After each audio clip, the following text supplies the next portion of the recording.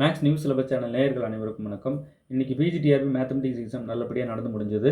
இன்றைக்கி தேர்வு எழுதின நம்மளோட ரெகுலர் ஃபாலோவர்ஸ் நிச்சயம் நல்ல ஸ்கோர் பண்ணுவோன்ட்டு கான்ஃபிடென்ட்டாக சொன்னாங்க. ரொம்ப சந்தோஷமாக இருந்தது.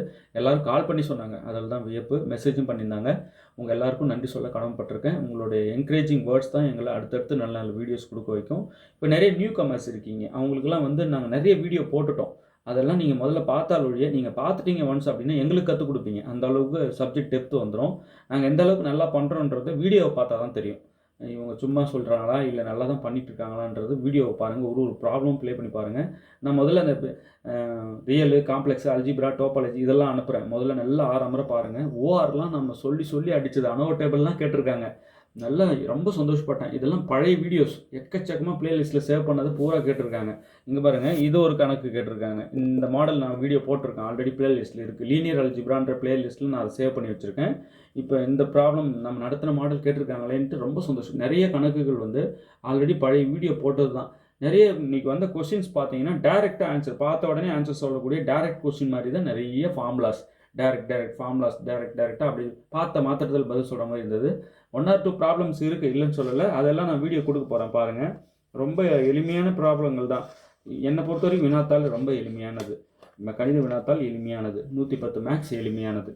ஸோ இது எல்லாருமே என்னோடய கருத்து, நம்ம ரெகுலர் ஃபாலோவர்ஸ் 100 தொட்டுறணும். 100க்கு மேலே இருக்கணும் ஸ்கோர். உங்களது இருந்தால் ரொம்ப சந்தோஷம். இல்லை நான் இனிமேல் தான் ப்ரிப்பேர் ஆக போகிறேன்ற நியூ கமர்ஸ் நிறையா இருக்கீங்க. அவங்களாம் ரெகுலராக நாங்கள் போடுற வீடியோஸையும் ஆல்ரெடி போட்ட வீடியோஸும் நல்லா பாருங்கள். இப்போ சார் பிஜிடிஆர்பி நல்லபடியாக எழுதிட்டோம், நாங்கள் அடுத்து என்ன பண்ணுறதுன்றவங்க இதே சப்ஜெக்ட் டெப்த்தில் அப்படியே போய் சிஎஸ்சிஆரை கிளியர் பண்ணிடுங்க. எதுக்கும் யோசிக்காதீங்க. சிஎஸ்சிஆர் முழு ஃபோக்கஸாக அடின்னு அடிங்க. சிஎஸ்சிஆருக்கு அப்ளை பண்ணுங்கள். இப்போ கிளியர் பண்ணிட்டு சர்டிஃபிகேட் வாங்கி வச்சுக்கோங்க. அதுக்கப்புறம் என்ன பண்ணுங்கள், செட்டு நிறைய பேர் பாஸ் பண்ணவங்க எங்களுக்கு ஃபோன் பண்ணாங்க, மெசேஜும் பண்ணியிருந்தாங்க. ரொம்ப சந்தோஷம். இன்றைக்கி நிறைய பேர் கால் வந்தது, எக்ஸாம் நல்லா பண்ணேன்னு. இப்போ செட்டு கிளியர் பண்ணவங்களாம் காலேஜ் டிஆர்பி நோட்டிஃபிகேஷன் வரதுக்கான வாய்ப்புகள் மிக அதிகம். உடனே வந்துடும். ஸோ நீங்கள் அப்படியே சப்ஜெக்ட் டெப்த்தில் அதே டச்சில் இருந்தீங்கன்னா, நான் நிறைய வீடியோஸ் கொடுத்துட்டேன். ரியல், காம்ப்ளெக்ஸ், அல்ஜிப்ரா அந்த வீடியோஸ்லாம் உங்களுக்கு ஃப்ரீயாக அனுப்புகிறேன். அதெல்லாம் பாருங்கள். பார்க்க உங்களுக்கு சப்ஜெக்ட் டெப்த் ஆவீங்க. நல்லா அந்த சப்ஜெக்ட் டெப்த்து தான் தேவை. கேட்குற கேள்விக்கு பதில் சொல்கிறோமான்றதை விட சப்ஜெக்ட் டெப்த் ஆகிறது தான் ரொம்ப ரொம்ப முக்கியம். நீங்கள் அதை ஆகிட்டீங்கன்னா காலேஜ் டிஆர்பி அசால்ட்டாக அடிச்சிடுவீங்க. காலேஜ் டிஆர்பி எழுத முற்படுங்க. செட்டு கிளியர் பண்ணவங்க, சிஎஸ்சிஆர் கிளியர் பண்ணவங்களும் இருக்கீங்க. அவங்கெல்லாம் நீங்கள் ரெகுலராக அந்த சப்ஜெக்ட் டெப்த் இன்னும் அதிகப்படுத்துங்க. நிறைய படிங்க. இப்போது காலேஜ் டிஆர்பிக்கு மெட்டீரியல்ஸ் தருவீங்களான்னா ரெடி பண்ணிகிட்டு இருக்கோம். என்னென்னலாம் இருக்குது அவைலபிளாக அந்த சிலபஸ் வச்சு நோட்டிஃபிகேஷன் வந்தால் தான் சிலபஸ் வச்சு நான் ஆல்ரெடி காலேஜ் டிஆர்பி பழைய சிலபஸ் வச்சு என்னென்னலாம் கேட்பாங்கன்னு சொல்லிட்டு பார்த்து அதெல்லாம் கோர்வையாக அடுக்கிற வேலையும் போயிட்டுருக்கு. இப்போ நியூ நோட்டிஃபிகேஷனில் இப்போ அதையும் சிலபஸ் வச்சு நம்ம வெரிஃபை பண்ணி தான் தர முடியும். கண்டிப்பாக காலேஜ் டிஆர்பிக்கு இதெல்லாம் மெயின் பாடங்கள் அதெல்லாம் முதல்ல படிக்க நாங்கள் என்கரேஜ் பண்ணுறோம். ரியலு, காம்ப்ளெக்ஸ், அல்ஜிப்ரா, டோபாலஜிலாம் தயவுதாட்சனே பார்க்க மாட்டாங்க. ஸோ இதெல்லாம் நல்லா நம்ம படிக்க ஆரம்பிச்சிடணும் முன்னாடியே. ஸோ காலேஜ் டிஆர்பிக்கு படிங்க, ரெகுலராக வீடியோஸ் பாருங்கள்.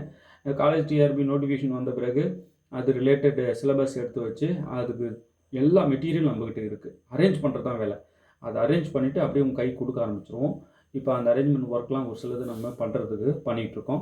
ரெண்டாவது டெஸ்ட் பேட்ச் கண்டக்ட் பண்ணுவோம். காலேஜ் டிஆர்பிக்கு டெஸ்ட் பேட்ச் கண்டக்ட் பண்ணுவோம். நோட்டிஃபிகேஷன்லாம் வரட்டும், விரைவாக வர்றதா தகவல், அதாவது வந்துடும்ன்ற நம்பிக்கையில் காத்துக்கிட்டுருக்கோம். நோட்டிஃபிகேஷன் செய்தி எல்லாமே செய்தித்தாளில் வர்றது தான் நம்ம படிக்கிறோம். ஸோ அதில் இருந்து தகவல் கிடைச்சது பார்த்தா வர மாதிரி தான் தெரியுது. ஸோ காலேஜ் டிஆர்பிக்கு ரெடி ஆகுங்க. சிஎஸ்சிஆருக்கு ரெடி ஆகுங்க. இப்போ இன்றைக்கி நடந்த தேர்வோடைய கீ நாங்கள் விட்டுட்டோம். மார்க் பண்ணி யூடியூப்லேயே அப்லோட் பண்ணியாச்சு. இப்போது ஒரு சிலர் என்ன கேட்குறாங்க, டீட்டெயிலாக சொல்லுங்கள் அப்படின்னு சொல்லி கேட்குறாங்க. கண்டிப்பாக எல்லா கணக்குக்கும் டீட்டெயில் சொல்யூஷன் போடுறேன். நிறைய போட்டுட்டேன். நிறைய ப்ராப்ளமுக்கு டீட்டெயில் சொல்யூஷன் போட்டிருக்கு, ப்ளேலிஸ்ட்டில் இருக்குது. டைரக்ட் கொஸ்டின்ஸ்லாம் நிறைய கேட்டிருக்காங்க. சப்ஜெக்ட் புரிஞ்சிருந்தால் டைரெக்டாக ஆன்சர் பண்ணலாம் படித்ததும். அப்படி தான் இருக்குது. ஒர்க் அவுட் பண்ணி பார்க்குறதும் இருக்குது. ரொம்ப ஈஸியானதாக தான் இருக்குது. ஒர்க் அவுட் பண்ணாலும் டக்குன்னு ஆன்சர் சொல்லிடலாம். ஸோ எந்த அளவுக்கு நீங்கள் ஊறி போயிருக்கீங்க அதில்ன்றது என்னை பொறுத்த வரைக்கும் இன்றைக்கி நடந்த தேர்வு 1.5 மணி நேரம் தேர்வு தான் மேக்ஸ்க்கு. அதிகபட்சம் 2 மணி நேரம். அதுக்கு மேலாம் அங்கே மேக்ஸுக்கு ஒன்றும் இல்லை. 1.5 மணி நேரத்தில் மேக்ஸை முடிச்சிடலாம். 110 மேக்ஸும் அந்த மாதிரி தான் போக்கு இருக்குது. கணிதத்துடைய அந்த கேட்ட கேள்விகளுடைய போக்கு ரொம்ப ரொம்ப டெப்த்தாக இறங்கி அடின்னு உங்களால் பதிலே சொல்ல முடியாத அளவுக்கு நூக்கன் கார்னர் பூந்து எடுப்பாங்கன்ட்டு எவ்வளோ ரொம்ப டெப்த்தாலாம் படிச்சுட்டு போனோம். பட் அதெல்லாம் இல்லை. ஈஸியாக அப்படியே டக்குன்னு பார்த்து தான் ஆன்சர் சொல்கிற அளவுக்கு நிறைய கொஸ்டின்ஸ் இருந்தது. ஒர்க் அவுட் பண்ணுற கொஸ்டின்ஸும் இருக்குது. பட் நிறைய பார்த்ததும் சொல்கிற அளவுக்கு ஃபார்முலாஸ் தான் இருந்தது. ரொம்ப சந்தோஷப்பட்டேன் பார்த்ததும். பட் இதன் விளைவு என்னென்னா நிறைய பேர் நல்ல மார்க் எடுப்பீங்க.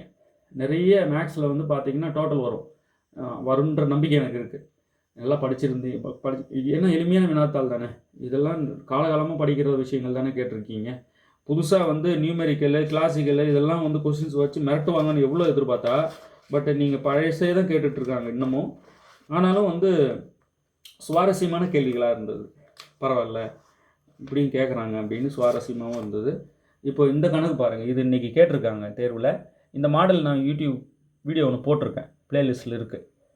அதே தான் இது திரும்பவும் சொல்ல போகிறேன். இப்போ suppose V is a vector space of all polynomials over f of degree 3 or less and D be the differential operator defined by alpha 0 plus alpha 1x plus alpha 2x square plus alpha 3x cube of D is equal to alpha 1 plus 2 alpha 2x plus 3 alpha 3x square on the basis u1 equal to 1, u2 equal to 1 plus x, u3 equal to 1 plus x square, u4 equal to 1 plus x cube. The matrix of D is, அதாவது டிங்கிறது ஒரு differential operator. அது ஒரு map. இப்படி இருக்கிறத இப்படி map பண்ணணும். Okay, இப்போது என்ன பண்ணுதுன்னா டெரிவேட்டிவ் தான் பாருங்கள். இதோட டெரிவேட்டிவை தருது. டிஃபரன்ஷியல் ஆப்ரேட்டர் தான் இந்த டி. இது பாருங்கள் சொல்லியிருக்காங்க, D is a differential operator. Okay, இப்போ அந்த டிஃபரன்ஷியல் ஆப்ரேட்டர் டொமைன் என்ன, ரேஞ்ச் என்ன, கமெண்ட் சொல்லுங்க பார்க்கலாம். இப்போ டிங்கிறது எங்கேருந்து டிஃபைன் பண்ணியிருக்காங்க, டொமைனு கோடொமைன் சொல்லுங்கள். இப்போது இந்த டியோடைய பேசிஸ் கொடுத்துட்டாங்க, u1 u2 u3 u4ன்னு. இந்த பேசிஸ் எலமெண்ட்டை யூஸ் பண்ணிங்க. பேசிஸ் கிடைக்கிறது பெரிய விஷயம் இல்லையா? ஆமாம், பேசிஸ் எலமெண்ட்டை வச்சு அந்த ஸ்பேஸே உருவாக்கிட முடியும் இல்லையா? இப்போ இந்த டிஃபரன்ஷியல் ஆப்ரேட்டர் டி இருக்கு இல்லையா, இதோட மேட்ரிக்ஸ் ஃபார்மை சொல்லணும் அப்படின்னு சொல்லிட்டு கேட்குறாங்க. ரொம்ப ஈஸி. முதல்ல கொடுத்துருக்குற ஆப்ரேட்டர் டிஃபரன்ஷியல் ஆப்ரேட்டர். இப்படி கொடுக்குற எந்த ஒரு பாலினாமியலையும் அப்படியே டிஃபரன்ஷியேட் பண்ணி தரும். அதான் டியோட வேலை. ஓகே, சரிங்க. இப்போ அப்படியேப்பட்ட டியை மேட்ரிக்ஸ் ஃபார்மில் சொல்லுங்கள். இந்த பேசிஸை யூஸ் பண்ணிக்கோங்க. பேசிஸ் எலமெண்ட் நான் க்ளூவாக உங்களுக்கு தரேன் அப்படின்னு சொல்லி கொடுத்துட்டாங்க. இப்போ என்னென்னா, நான் முதல்ல கொடுத்துருக்கிற பேசிஸ் எலமெண்ட்ஸை எழுதிக்கிறேன்.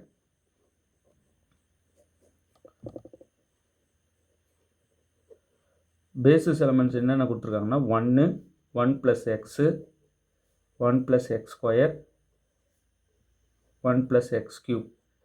இந்த 4 எலமெண்ட் தான் பேசிஸ் எலமெண்ட். இது u1, இது u2, இது u3, இது u4. இந்த பேசிஸ் எலமெண்ட்ஸ் வச்சு இப்போ நான் என்ன செய்யறேன், இந்த ஒவ்வொரு பேசிஸ் எலமெண்ட்டோடைய இமேஜை பார்க்குறேன். அதாவது டி அப்ளை பண்ணுறேன். டி ஆஃப் u1, டி தானே இந்த ஆப்ரேட்டர். இந்த ஆப்ரேட்டரை u1க்கு அப்ளை பண்ணுறேன். என்ன ஆகுது, அப்போ டி ஆஃப் u1ன்றது 1, டி ஆஃப் 1 வந்து கான்ஸ்டன்ட் டிஃபரன்ஷியேட் பண்ண 0.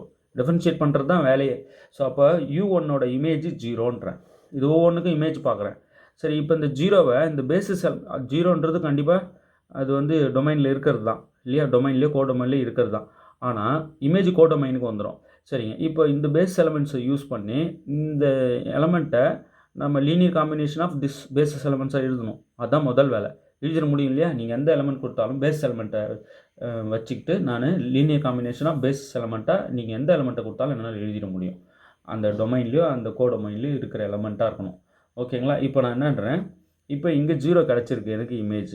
இப்போ பேஸ் எலமெண்ட்டோட லீனியர் காம்பினேஷனாக நான் இந்த 0வை எழுதணும். எப்படிலாம் பாருங்கள், 0 × 1 plus 0 × 1 + x plus 0 × 1 + x square plus 0 × 1 + x cube எழுதிக்கலாம் இல்லையா? இப்போ இது சிம்பிளிஃபை பண்ணுங்கள், 0 வந்துடும். பாருங்கள், பேஸ் எலமெண்ட்டோட லீனியர் காம்பினேஷனாக எழுதியிருக்கேன் பாருங்கள். எழுதியிருக்கேன்னா லீனியர் காம்பினேஷன்னா ஸ்கேலாரில் மல்டிப்ளை பண்ணி ஆட் பண்ணிக்கணும். நான் இங்கே யூஸ் பண்ண ஸ்கேலார் வந்து ஜீரோஸ். ஓகே, ஏன்னா இங்கே எனக்கு இமேஜே இப்போ இந்த எலமெண்ட்டே 0 தான் இருக்குது. அதனால தான் இதை ஃபாலோ பண்ணேன். ஸ்கேலார்ஸை 0வாக யூஸ் பண்ணிக்கிட்டேன். நீங்கள் எந்த ஸ்கேலார்னால் யூஸ் பண்ணுங்கப்பா. ஆனால் லீனியர் காம்பினேஷனாக எழுதி அதை சிம்பிளிஃபை பண்ணி பார்த்தா அந்த எலமெண்ட் வந்துடணும். ஓகே, அடுத்து D of u2. D of u2 வந்து 1 + x. இப்போ 1 + xோட இமேஜ் பார்க்குறேன். அதாவது ஆப்ரேட்டரை அப்ளை பண்ணுறேன். இப்போ 1 + x டிஃபரன்ஷியேட் பண்ண 1 டிஃபரன்ஷியேட் பண்ண 0, x டிஃபரன்ஷியேட் பண்ண 1. இப்போ 1 கிடைக்குது இமேஜ். இந்த 1 வந்து லீனியர் காம்பினேஷன் ஆஃப் பேசிஸ் எலமெண்ட்ஸாக எழுதலாமா? எழுதுங்க. இங்கே பாருங்கள், ஃபஸ்ட்டுக்கு மட்டும் ஸ்கேலார் 1 யூஸ் பண்ணிக்கிறேன். 1 × ஃபஸ்ட்டு பேஸ் எலமெண்ட் 1. மற்றதுக்கெலாம் 0 போட்டுடுறேன். ஏன் மற்றதுக்கெலாம் 0 போடுறேன்? மற்ற எந்த டேர்முமே எனக்கு வரல, அதனால் அதெல்லாம் காலி பண்ணுறதுக்கு 0 போடுறேன். இப்போ நான் என்ன பண்ணுறேன், எது வேணும், 1 வேணும். அப்போ 1க்கு நம்ம பேஸ் எலமெண்ட்டே இருக்குது. 1 × 1 ஸ்கேலார் யூஸ் பண்ணிடலாம். அப்போது இந்த மாதிரி தான் ஃபஸ்ட்டு வந்து ஸ்கேலார் எலமெண்ட்டை போட்டு எழுதணும். அப்போ தான் மேட்ரிக்ஸ் நம்ம எழுத முடியும். அடுத்தது டி ஆஃப் U3 பாருங்கள். U3 என்ற பேஸ் எலமெண்ட்டுக்கு நான் இமேஜ் பார்க்குறேன், டி அப்ளை பண்ணுறேன். U3 வந்து 1 + x². ஸோ 1 + x² போட்டிங்கன்னா இதை டிஃப்ரென்ஷியேட் பண்ணால் 2x வரும். இப்போது இந்த 2x வரணும் சிம்பிளிஃபை பண்ணால். இந்த 2xை லீனியர் காம்பினேஷன் ஆஃப் பேஸ் எலமெண்ட்ஸாக நான் பிரித்து எழுதணும். என்னென்ன ஸ்கேலர்ஸ்லாம் யூஸ் பண்ணிக்கலாம் பார்த்து சொல்லுங்கள். இப்போ நான் என்ன பண்ணுறேன், 1 கண்டிப்பாக பேஸ் எலமெண்ட் தான். ஓகே, இந்த 1க்கு வந்து நான் என்ன பண்ணிடுறேன், ஒரு -2 கொடுத்துட்றேன் ஸ்கேலார். ஏன்னா இங்கே சொல்லியிருக்காங்க இல்லையா, ஃபீல்டு என்ன, V is a vector space over F. நீங்கள் இந்த Fல இருந்து எடுக்கிற -2 தான் அது. ஏன் சார் திடீர்னு இப்போது கொண்டு வந்து -2 போடுறீங்க? இங்கே பாருங்களேன், எனக்கு 2x வேணும். இப்போ இங்கே 2 போட்டால் தான் மல்டிப்ளை பண்ணும்போது உள்ள 2x வரும். பட் 1க்கும் 2 கொடுக்கும்போது 2 வந்து தொல்லை பண்ணும். அந்த 2வை கேன்சல் பண்ணேன், இங்கே ஒரு -2 இருந்தால் பெட்டர். ஸோ அதனால் நான் கொடுக்குறேன். புரிஞ்சிருக்கும்னு நினைக்கிறேன். மற்றது எதுவுமே வரலைங்க டேர்ம். நான் 0 கொடுத்து கேன்சல் அவுட் பண்ணுற மாதிரி ஸ்கேலாரை மல்டிப்ளை பண்ணிடுறேன். சார் இந்த மாதிரி எந்த ஸ்கேலாரை வேணாலும் யூஸ் பண்ணி லீனியர் காம்பினேஷனை எழுதிக்கலாமா? உங்களுக்கு தேவையான வடிவம் வர்றதுக்காக பேஸ் எலமெண்ட்ஸை யூஸ் பண்ணணும். பேஸஸ் யூஸ் பண்ணி தான் நீங்கள் ஸ்கேலாரை பயன்படுத்தணும். ஓகே, அது சிம்பிளிஃபை பண்ணால் அந்த எலமெண்ட் வந்துடணும். இப்போ பாருங்கள், 1 × -2 2 × 1 2 -2 + 2 கட் ஆகிட்டு இங்கே 2x மட்டும் வரும். அந்த 2x வந்துடுச்சு பாருங்கள். ஓகே, அதுக்கு ஏற்ற மாதிரி அட்ஜஸ்ட் பண்ணுறீங்க, அவ்வளோதான். இப்போ U4க்கு நம்ம இமேஜ் பார்க்குறோம். ஆப்ரேட்டர் D அப்ளை பண்ணி பார்க்குறோம். D of 1 + x³. ஓகே, இப்போ இதை டிஃபரன்ஷியேட் பண்ணால் 3x². இப்போ 3x² வரணும். இப்போது x² டேர்ம் வந்து எனக்கு இங்கே 3 வரணும்னா இங்கே 3 போடணும். அப்போ இங்கே 3 போட்டால் 1க்கு ஒரு 3 வந்துடும். அந்த 3யை கேன்சல் பண்ண இங்கே ஒரு -3 நான் போட்டுக்கலாம் இல்லையா? அப்போ -3 × 1. ஏன்னா -3 எங்கே வரும், 1ஓட நம்ம எதனா பண்ணால் தானே வரும். ஏன் சார் -3 இப்போ வர மாதிரி இங்கே பண்ணுறீங்கன்னா, இங்கே உள்ள ஒரு 3 மாட்டுது இல்லை.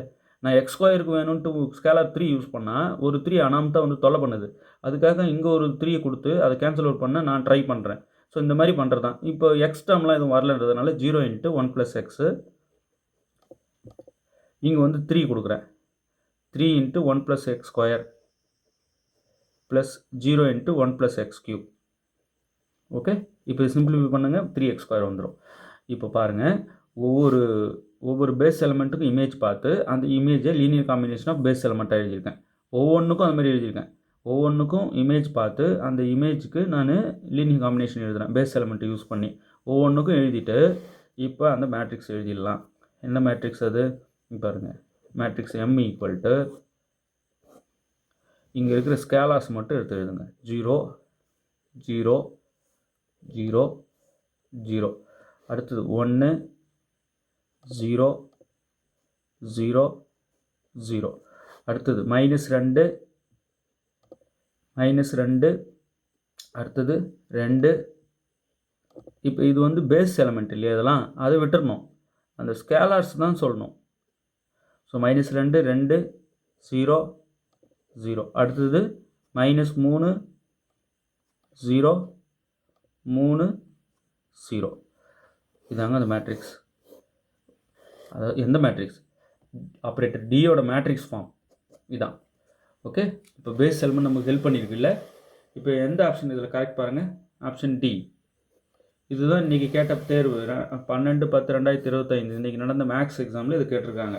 சார் என்னன்னு தெரியல சார், இதெல்லாம் எங்கே இருக்குன்னே நாங்கள் பார்க்கல. யூடியூப்பில் நாங்கள் வீடியோ போட்டுட்டோங்க, இந்த மாடல் ப்ராப்ளம் ஒன்று போட்டிருக்கேன். ஓகே, லீனியர் அல்ஜிப்ரான்ற பிளேலிஸ்ட்டில் இருக்குது.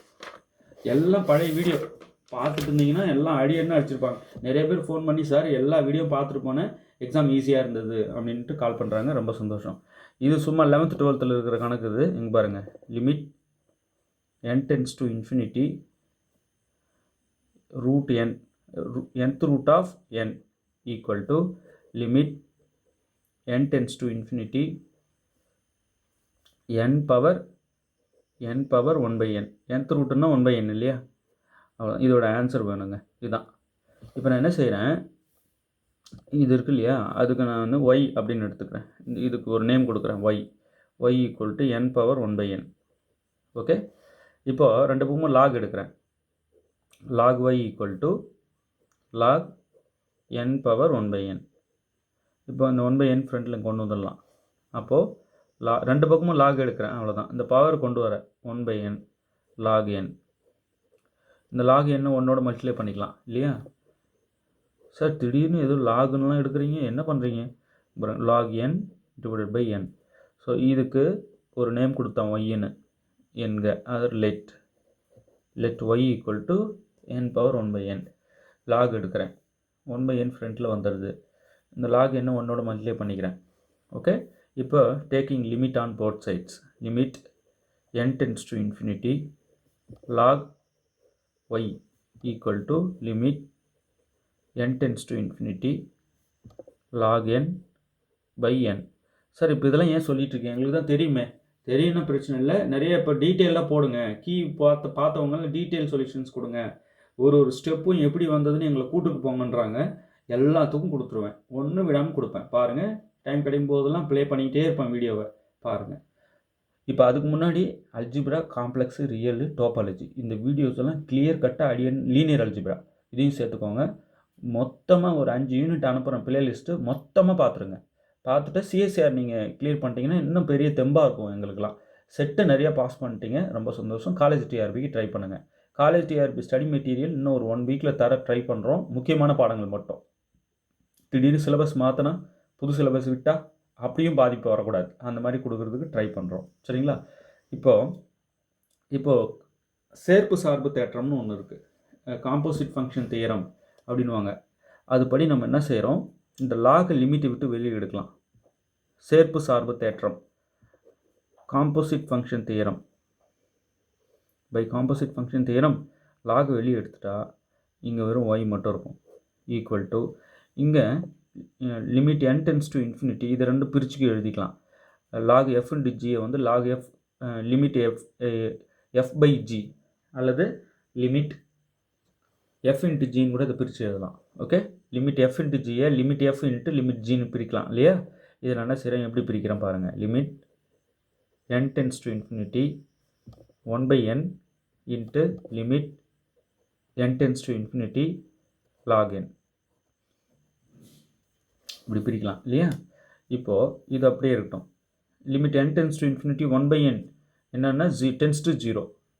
சில பேர் என்னன்னுவாங்க, n டென்ஸ் டு இன்ஃபினிட்டின்னா 1/n டென்ஸ் டு 0ன்னுவாங்க. ஓகே, டென்ஸ் டு 0 வேறு, 1/n ஈக்குவல் டு 0 வேறு. இது வந்து ஒன்றும் கிடையாது, எப்பயுமே ஈக்குவல் டு 0 ஆகாது.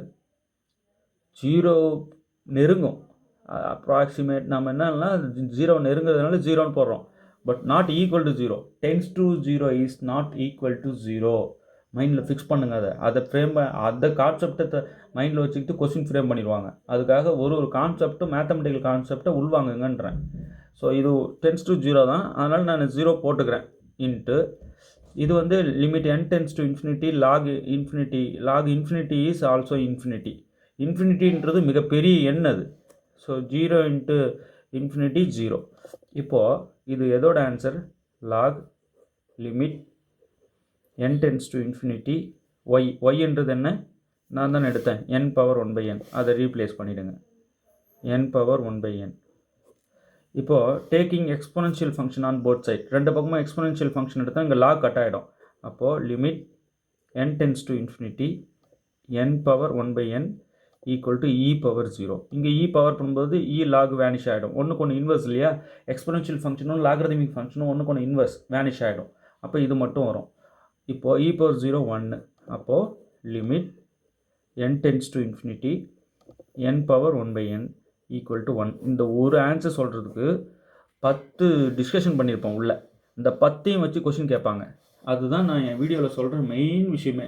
என் வீடியோவை ஒரு ப்ராப்ளமுக்காக நீங்கள் பார்க்குறது இல்லை, அது உள்ளே சொல்கிற ஒன்றும் ஒரு ப்ராப்ளமாக நம்ம ஃப்ரேம் பண்ண முடியும். கொஷின் செட் பண்ண ஆரம்பித்தா பண்ணலாம். ஓகே, ஸோ ஆன்சர் 1ங்க, ஆப்ஷன் டி.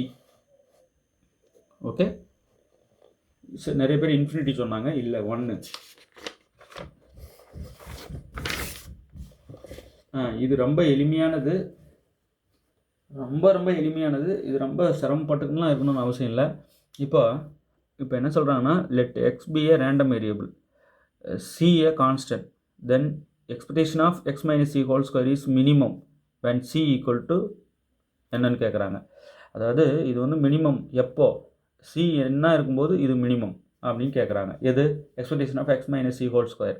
இப்போ நான் இதை எடுத்துக்கிறேன். First expectation of x minus c whole square is equal to expectation of, இதை எப்படி எழுதலாம்? இதை ஏ ஸ்கொயர் அந்த a minus b whole square படி இது உள்ளே அப்படியே எக்ஸ்பேண்ட் பண்ணுறேன். எக்ஸ்பெக்டேஷன் அப்படியே இருக்குது.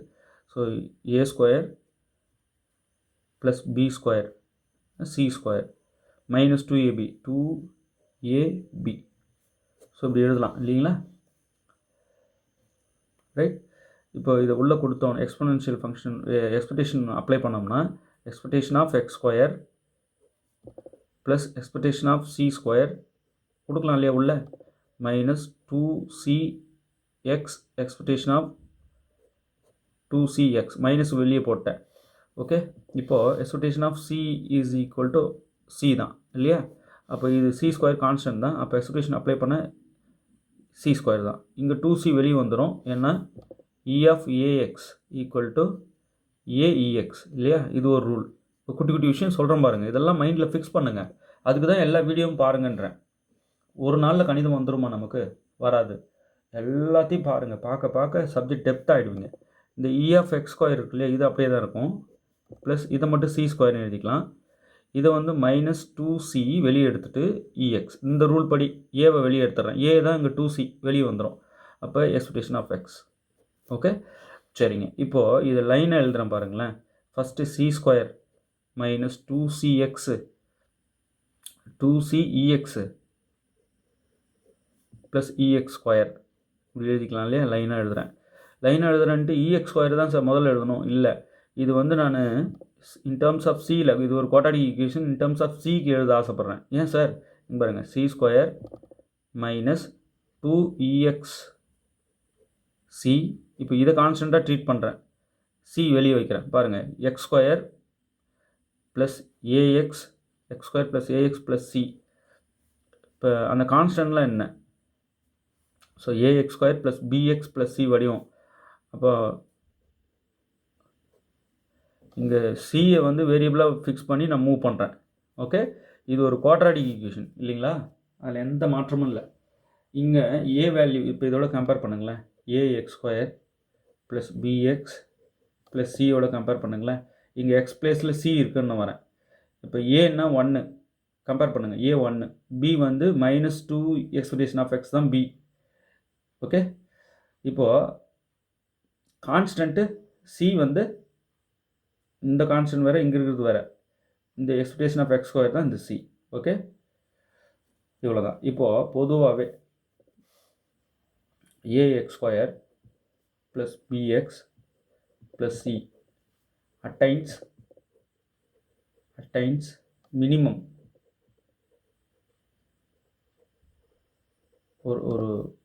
ஒரு பேரபோலா. அது எப்பயுமே இந்த மாதிரியான parabola attains minimum at x equal to minus b by 2a.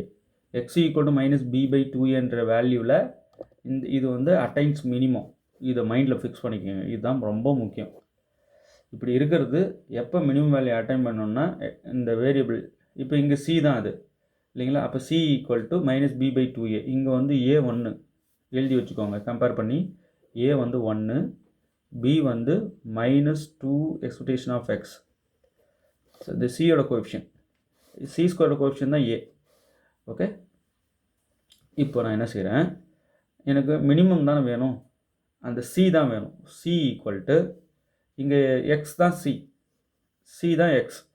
அப்போ c equal to minus b by 2a இல்லையா? இந்த இதுபடி சரி, மைனஸ் அப்படி இருக்கும். பியோட value minus 2 expectation of x இல்லையா? பி போட்டேன் டிவைட் பை 2 இன்ட்டு ஏ 1, அப்புறம் ஏ 1. இப்போ இதை சிம்பிளிஃபை பண்ண மைனஸ் மைனஸ் ப்ளஸ் ஆகிடும். இந்த 2 கட் ஆகிடும். Expectation of x by 1, expectation of x மேலே இருக்குது, கீழே 1 நான் போடல. இப்போ c equal to expectation of x. Right, இதாங்க விஷயம். இப்போ இந்த விஷயம் மைண்டில் இருந்தால் நீங்கள் என்ன பண்ணியிருப்பீங்க, இதை போட்டிருப்பீங்க. முதல்ல இப்படிலாம் ஒரு ஐடியா தோணணுன்னா நீங்கள் முதல்ல சப்ஜெக்ட் டச்லேயே இருக்கணும். ஜஸ்ட் ஒரு வாரம் வந்து படித்தேன் சார். எவ்வளோ ட்ரை பண்ணி அடிச்சுட்டு போஸ்ட் வாங்கலான்னு பார்த்தேன். ஒரு வாரத்தில் வாங்குறதா போஸ்ட். காலகாலமாக படித்து எல்லாத்தையும் படித்து, அதாவது ஃபில்ட்ரேஷன் தான் செய்கிறாங்க. நீங்கள் எல்லோரும் வரவங்கள நாங்கள் உள்ளே விட்டுக்க மாட்டோம். ஃபில்டர் பண்ணுறோம் பாருங்கள் எப்படி அப்படின்ட்டு கொஸ்டின் டைப் பண்ணி ஃபில்டர் பண்ணுறாங்க. நல்லா சப்ஜெக்ட் டெப்த்து நிறைய ஏரியா பார்த்தவங்க, இதுலேயே ஊறி போயிருக்கவங்க, நல்ல ப்ராட் மைண்ட் இருக்கவங்க, அனாலிட்டிக் ஸ்கில் இருக்கிறவங்க, அண்டர்ஸ்டாண்டிங் ஸ்கில் இருக்கிறவங்க, இவங்களெல்லாம் ஃபில்டர் பண்ணி தூக்கிட்டு வந்து குழந்தைங்கிட்ட விடுறாங்க. அப்போ எப்படி எடுக்கணும் கொஷின்? அதுக்கு தான் இப்படிலாம் வந்து கேட்டால் தான் நீங்கள் நிறைய என்னென்ன உள்வாங்கியிருக்கீங்கன்றது தெரியும். சரிங்களா? இப்போ நமக்கு சி வேல்யூ என்ன இருந்தால் அந்த e of expectation of x minus c whole square minimum ஆகும். பாருங்கள், இதே தான் இது எப்போ மினிமம் ஆகும்னா சி வேல்யூ இஎக்ஸ் வரும்போது. ஸோ இதே தான் அதனால் இது எப்போ மினிமம் ஆகும்னா சி வேல்யூ எக்ஸ்பெக்டேஷன் ஆஃப் எக்ஸாக இருந்தால். அப்போ இங்கே பார்த்தீங்கன்னா c equal to expectation of x, option a தான் கரெக்ட். ஓகே, நல்லா புரிஞ்சிருக்குன்னு நினைக்கிறேன். அடுத்தடுத்து நிறைய வீடியோஸ் கொடுத்துட்டே வருவேன். இதில் இருக்கிற போடக்கூடிய ப்ராப்ளம் பூராத்துக்கும் உங்களுக்கு ஆன்சர் நான் அழகாக சொல்லி கொடுக்குறேன். கண்டிப்பாக சொல்லி கொடுக்குறேன். நிறைய சொல்லி கொடுத்துறதும் இருக்குது, போய் பாருங்கள். ஓகே, நல்லபடியாக தேர்வு எழுதி விரைவில் பணியில் அமர போகிற எல்லாருக்கும் என்னோடய வாழ்த்துக்கள் நான் சொல்லிக்கிறேன். நியூ கமர்ஸ் எல்லாருக்கும் எங்கள் வீடியோஸ் பாருங்கள், உங்களுடைய சப்போர்ட் தயவுசெய்து கொடுங்க. காலேஜ் டிஆர்பி நோட்டிஃபிகேஷன் வந்தாலும் ப்ராப்பராக சொல்லி அந்த நோட்டிஃபிகேஷன் படி என்னென்ன சிலபஸ் இருக்குன்னு பார்த்து மெட்டீரியல் தரோம், படிங்க. இப்போது செட்டு பாஸ் பண்ணவங்களுக்கெல்லாம் வாழ்த்துக்கள். ரெண்டாவது வந்து இன்றைக்கி தேர்வு நல்லா பண்ணவங்களுக்கெல்லாம் வாழ்த்துக்கள். அடுத்தது வந்து சிஎஸ்ஆர் ஃபோக்கஸ் பண்ணுங்கள். சிம்பிளாக வந்து அசால்ட்டாக அடிச்சுட்டு வந்துடலாம். இப்போ காலேஜ் டிஆர்பி வரப்போகுது. சிஎஸ்ஆர் வந்து ஆல்ரெடி கிளியர் பண்ணவங்களும் செட்டு ஆல்ரெடி கிளியர் பண்ணவங்களும் காலேஜ் டிஆர்பி எழுதலாம். இப்போ சிஎஸ்ஆர் செட்டு எதுவுமே இல்லாதவங்க சிஎஸ்ஆருக்கு ட்ரை பண்ணுங்கள். செட்டு வந்தாலும் அப்படியே எழுதிக்கலாம். நமக்கு சிஎஸ்ஆர் கன்ஃபார்மாக பாஸ் பண்ணி ஆகணும், அதில் எந்த மாற்றமும் இல்லை, ரிலாக்ஸேஷனே கிடையாது. நல்லா படிங்க. ஓகே, தேர்வில் வெற்றி பெற வாழ்த்துக்கள். தேங்க்யூ.